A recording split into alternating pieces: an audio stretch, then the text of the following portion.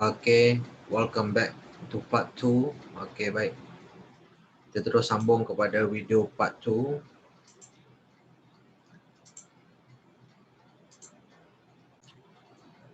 Selamat menonton. Assalamualaikum warahmatullahi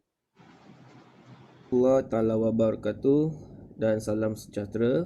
Jadi pada kali ini kita akan meneruskan lagi perbincangan dalam 7.2 iaitu pelan dan dongakan.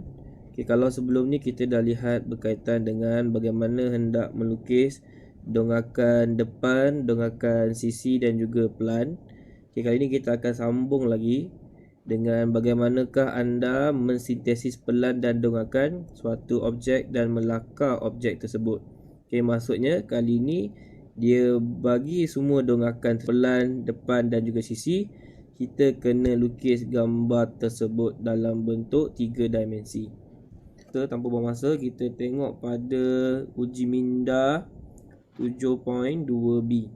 Soalan nombor 1. Okay, diberi dongakan depan, dongakan sisi dan juga pelan. Okay, kita kena lukis balik. Pertama sekali saya sediakan satu ruangan 3 dimensi mengikut ukuran yang diberikan. Kita sediakan saiz kotak tersebut. Okay, kalau kamu tengok ukuran yang saya letak dekat sini adalah 5, ini 2, ini 6. Kenapa? Ini adalah dongakan depan kan. Panjang adalah 5 dan tinggi kalau kita hitung adalah 6. Okey. Sebab tu saya sediakan tapak depan tu adalah 5 kali 6. Okey. Kalau yang sebelah sisi, kenapa saya lukis begitu? Sebab dongakan sisi ni dia terletak pada sukuan yang kedua. Okey. Kalau dongakan sisi ni pada sukuan yang kedua, apa maksudnya? Maksudnya adalah dia dilihat dari kanan ke kiri. Di sini ada pembetulan Pembetulannya adalah sepatutnya garisan ini adalah garisan putus-putus. Baik. So selalunya apa yang saya akan buat adalah saya akan lihat pada dongakan depan, okey, dan gabungkan dengan dongakan sisi, okey, dan lihat pada pelan. Selalunya kita takkan terus lukis lah. Okey. Selalunya kita akan cuba buat lakaran dekat tepi. So kalau tengok macam ni, okay, selalunya kita buatlah pandangan depan yang dia bagi tu kan. So saya rasa dia macam ni. Okay. Kemudian bila tengok sisinya, maksudnya dia adalah sama lebar. So kalau dia sama lebar, saya tarik je lah. Kan dia sama lebar. Okay. So ini dongakan depan nampak dah betul dah. Dongakan sisi pun nampak dah betul dah. So kalau tengok daripada atas, ya memang ni patutnya putus-putus kan. So maksudnya inilah jawapan dia. Okey, itu adalah lakaran kasar. Jadi seterusnya apa yang kita buat, kita transfer lah pada ruang jawapan. Jadi gambar dia akan jadi lebih kurang begini.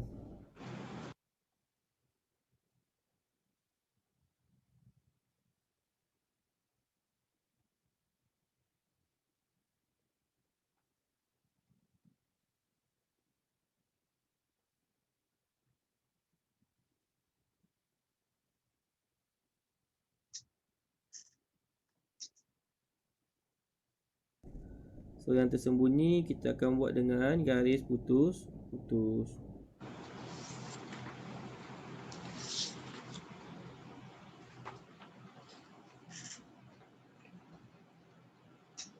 Okey, selesai. Jadi kalau saya nak labelkan bucu-bucu tersebut, H, ini G. Saya buat daripada atas kan. Jadi saya rujuk dekat pandangan pelan dulu. H, G. So sini I, bawah dia L. Sini J, bawah dia K. Ini E. Ini D, bawah dia A. Ini C, bawah dia B. Okay. Dan last kali ini F. Ini adalah contoh jawapan yang lengkap.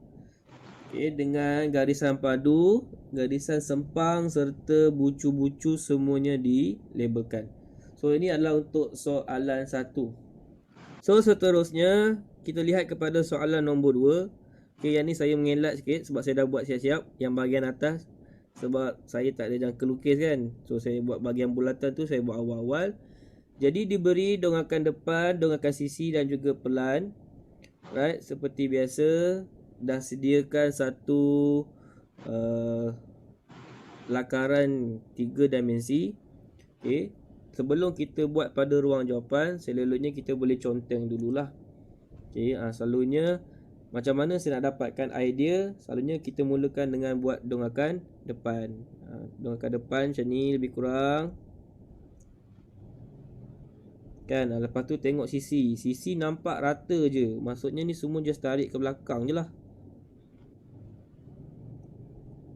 Kan, sisi nampak rata macam ni je. So maksudnya just tarik ke belakang. Kemudian bila tengok daripada atas, betul tak nampak dua ni?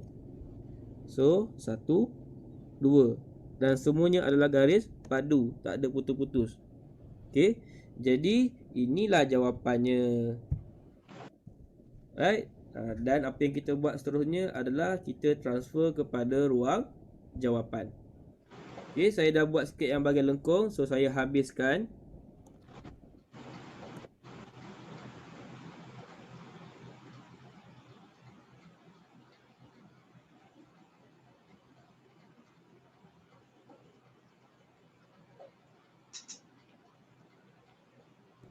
Yang semi silinder tu berapa ukuran? Yang semi silinder tu jari dia 2.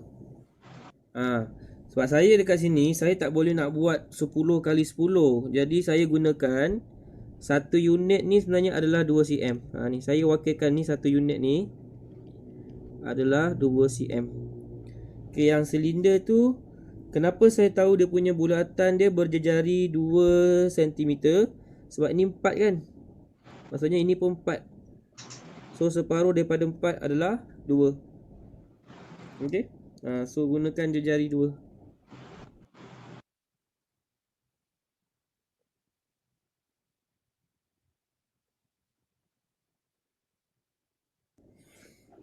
Ni yang lengkap lah ni. Termasuk dengan garisan padu dan juga garisan sempang.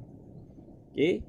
Dan untuk melabel, selalunya saya akan gunakan, ini peribadilah selalunya kalau saya nak label, saya akan gunakan pandangan pelan untuk label. So mulakan dengan atas ni, ini G, bawah dia F. Okay, sebab dia tulis G, F dulu kan. Ini J, bawah dia E. Ini D. Okay, ini H, bawah dia A. Ini I, bawah dia B, dan ini C. Baik. So ini adalah yang lengkap. Antara tips yang boleh dikongsikan tadi, sediakan ruang jawapan tu dalam bentuk kuboid, ikut ukuran dia. Kemudian buat satu contengan lakaran dekat sebelah tepi. Okay, bila dah rasa betul mengikut semua dongakan depan, sisi dan pelan, baru kita lukis pada ruang jawapan. Okey, digalakkanlah untuk lukis semua sisi. So yang terselindung tu lukis dengan garis putus-putus, dan digalakkan juga untuk label semua bucu. Okey, baik Jadi ini adalah bagaimana kita mensintesis. Tajuk tadi kan, ini adalah bagaimana kita mensintesis dongakan depan, sisi dan juga pelan, dan kita lukis mengikut lakaran yang diberikan dalam bentuk 3 dimensi. Baik, jadi seterusnya kita akan lihat kepada penyelesaian masalah. Okay, untuk penyelesaian masalah, dia akan ulang balik apa yang kamu dah buat daripada 7.2a, iaitu bagaimana untuk melukis dongakan depan, dongakan sisi dan juga pelan. Cuma dia ada disertakan dengan soalan-soalan tambahan. Jadi saya akan terus pergi kepada uji minda 7.2c. Untuk soalan 1, raja di bawah menunjukkan sebuah prisma tegak dengan tapak segi empat sama ABCD terletak pada suatu sata mengufuk. ABN, KJ, GF ialah kerata rentas seragam prisma tersebut. Lukiskan dengan skala pelan dongakan pada sata mencancang dari arah B, dari arah X dan juga dari arah Y. Ini maksudnya pelan sisi dengan depan lah. Okey. So pada minggu lepas, dan juga pada video yang lalu saya ada kongsikan bagaimana untuk menentukan di mana kita nak lukis setiap dongakan tersebut. So saya ulang sekali lagi. Kita anggap kepala ini sebagai objek. Dan nampak dia tunjuk jari ke arah objek. Itu bermaksud dia tunjuk pandangan dari arah kanan ke kiri. Kiranya objek dilihat dari arah kanan ke kiri, maka dongakan sisinya mana? Tengok di manakah tangan itu ditunjukkan. Kiranya objek dilihat dari arah kanan ke kiri, maka dongakan sisi akan dilukiskan di sini. Sini tu mana? Sukuan yang kedua. Jadi ini adalah dongakan sisi. So bila tangan tu dia bawa turun ke bawah macam tu, garis lurus yang bersudut 45 darjah. Jadi 45 darjah dilukis pada sukuan yang ketiga. So bila kepala ni dia tengok bawah, dia akan nampak satu pandangan daripada atas. Pandangan atas dipanggil sebagai pelan. Dan sekiranya dia lihat ke depan, dia akan nampak dongakan depan lah. So itu antara cara yang boleh dikongsikan bagaimana kita nak melukis dongakan tertentu pada sukuan yang tertentu. Sebagai permulaan, kita digalakkan untuk mulakan dengan melukis pandangan pelan. Pada masa yang sama, sambil lukis pandangan pelan, sambil itu kita juga bina garisan halus untuk membantu untuk melukis dongakan yang seterusnya.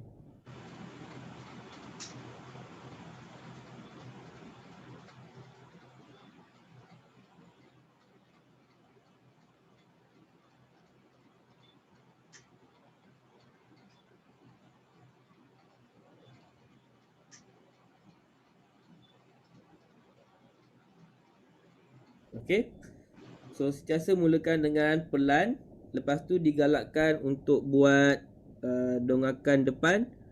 So ada nampak garisan yang telah dibina tu. Jadi sambung je lah buat dongakan depan.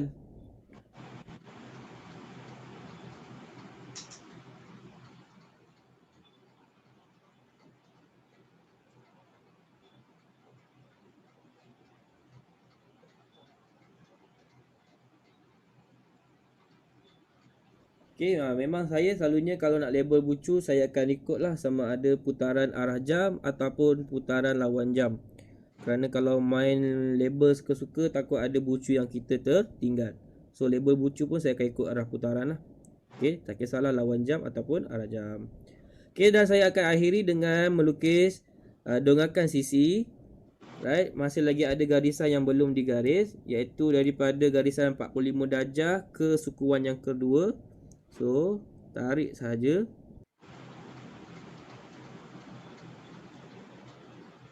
Sebab tu pentingnya garisan-garisan halus ni. Kerana apa? Macam contohnya yang garisan ni. Yang ni. Garisan yang ni, kalau tengok pada lakaran, ada. Tiba-tiba ada garisan halus kan. Tapi bila kita lihat daripada arah sisi, mana ada. Sebab dia tersembunyi. Jadi yang itu kita kena letak garis putus.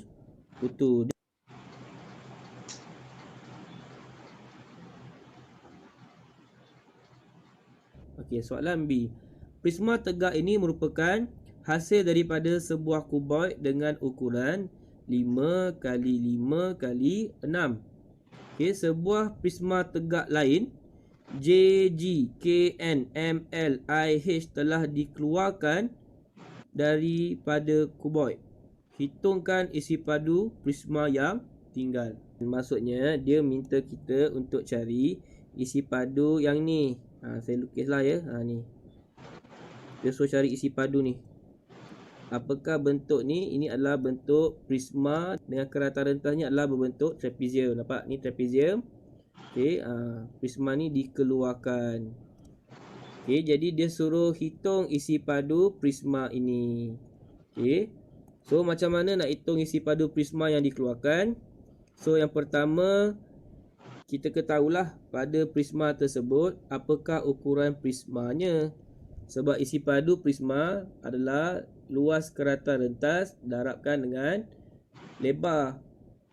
Okey, so luas keratan rentas. Jadi tinggi dekat sini adalah 5. Ini 2. Sisi yang selari dia dekat sini. So yang ni berapa ni? Ni adalah 4. Macam mana saya tahu 4? Sebab kuboid ni 5. Dah keluarkan 1. So tinggallah 4. Dan dah tahu panjang dia berapa? 5. Okey. So untuk soalan B1,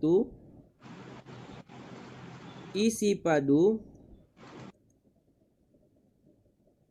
adalah sama dengan luas trapezium tersebut, iaitu 1/2 didarabkan dengan hasil tambah 2 sisi yang selari, 2 tambah 4, didarabkan dengan tinggi, didarabkan lagi dengan lebar tersebut, iaitu 5. Okey, jadi isi padu prisma tersebut adalah 75 cm padu. Okey, nombor 2, nisbah isi padu prisma. Okey, yang warna merah dengan isi padu prisma yang tinggal. Nisbah isi padu prisma adalah 75. Yang tinggal nak kira senang saja, iaitu 5 darab 6 darab 5 tolak 75. Semua ni adalah isi padu prisma yang tinggal. Jumlah isi padu yang saya kurangkan ni adalah jumlah isi padu. Tolakkan isi padu yang dikeluarkan, iaitu 75. So tinggallah isi padu yang tinggal. So 75 kepada 5 darab 6 darab 5 tolak 75 adalah sama dengan 75 juga. Okey, isi padu prisma yang tinggal pun sama 75. Jadi apa nisbah dia? 1 kepada 1. So inilah jawapan untuk soalan B2. Okey, kita pergi kepada soalan yang terakhir, iaitu soalan nombor 2 dalam uji minda 7.2C.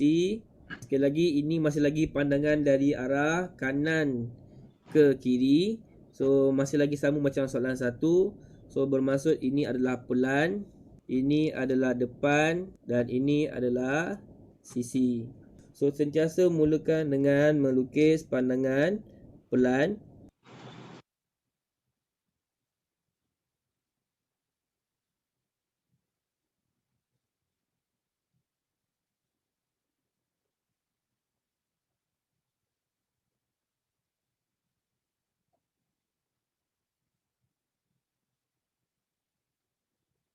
Okey, dah siap pandangan pelan. Sukuan sangat-sangat membantu. Tapi kalau dalam peperiksaan dia bagi jenis macam senian A, 1, 2, 3 kan, sebenarnya tak payah buat sukuan. Okey, sukuan ni sebenarnya membantu. Kalau pelajar itu sendiri dah nampak macam mana nak lukis pelan dan juga sisi serta depan tanpa bantuan sukuan, silalah teruskan. Tiada masalah.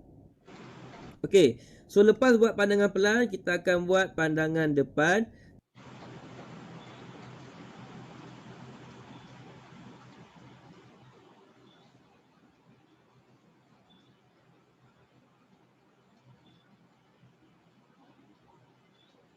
So ini adalah dongakan depan.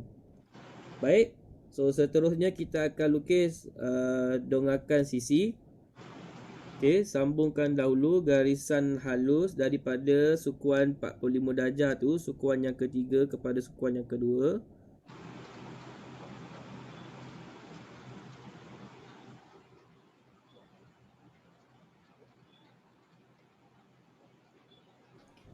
Okey, jadi ini adalah soalan 2A, 1, 2 dan 3 melukis unjuran-unjuran tersebut. Okey, seterusnya pergi kepada soalan B. Ukur panjang CD, CG dan juga DG pada pelan, dongakan X dan juga dongakan Y. So CD pada pelan adalah ini. Okey, berapa ukuran dia? Saya gunakan teorem Pythagoras. Ini 2 kan, ini 2, ini 3. So punca kuasa 2, 2 kuasa 2 tambah 3 kuasa 2 dapatlah 3.61. Okey. Saya mengelak sikit lah, maksudnya saya gunakan teorem Pythagoras, saya tak ukur. Okey, ni 3.61.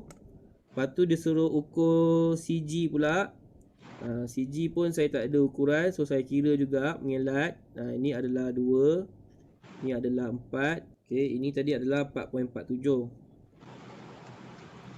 Okey, kemudian dia suruh kira DG. DG pada dongakan sisi.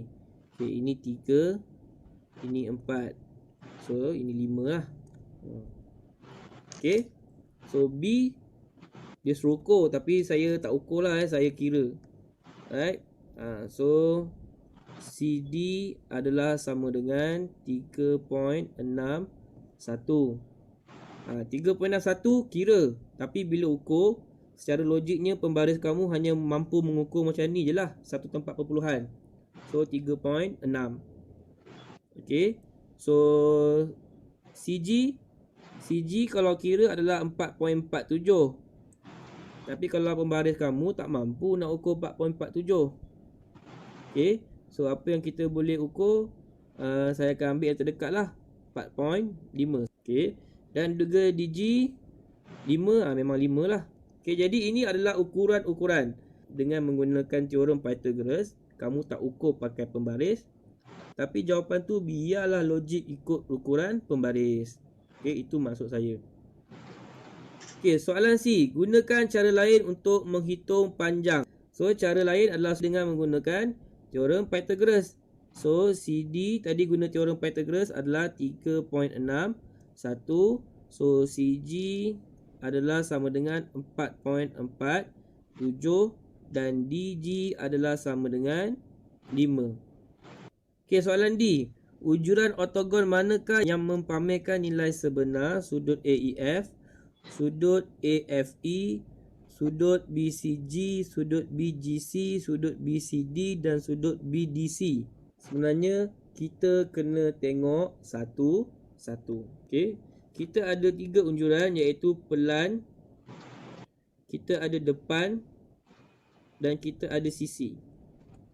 So apa yang kita nak kena buat? Okay, patuh kepada soalan nilai sebenar yang mana.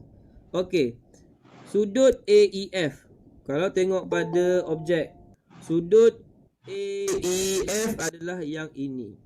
Sekiranya dilihat dari dongakan dari arah Y. Arah Y adalah dongakan sisi. Mana sisi? Sini. So, sudut AEF sebenarnya terletak pada dongakan sisi.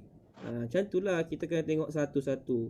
Seterusnya, sudut AFE. Sudut AFE ini pun sama juga, sesuai dilihat pada dongakan sisi, kerana dongakan sisi ini saja yang memberikan nilai sebenar pada sudut tersebut. Seterusnya, sudut BCG. So, sudut BCG dapat dilihat daripada dongakan depan. So, sudut BCG di sini. Dan sudut BGC. Sudut BGC juga dapat dilihat daripada dongakan depan. Okey, dua sudut yang seterusnya adalah sudut BCD dan juga sudut BDC. So, sudut BCD dapat dilihat daripada pandangan pelan, manakala sudut BDC dapat dilihat juga daripada pandangan pelan. Okey, jadi selesai untuk soalan nombor 2D dan selesai juga untuk latihan 7.2C. Okey, diharap video ini dapat memberi manfaat kepada pelajar. Sekian, terima kasih. Assalamualaikum warahmatullahi taala wabarakatuh. Assalamualaikum warahmatullahi. Okey, baik. Kita dah selesai kedua-dua video, part 1 dan part 2 berkaitan dengan subtopik 7.2 pelan dan dongakan. Jadi untuk seterusnya saya guna kepada pelajar buka buku modul aktiviti mesra digital tu. Matematik tingkatan 3 KSSM.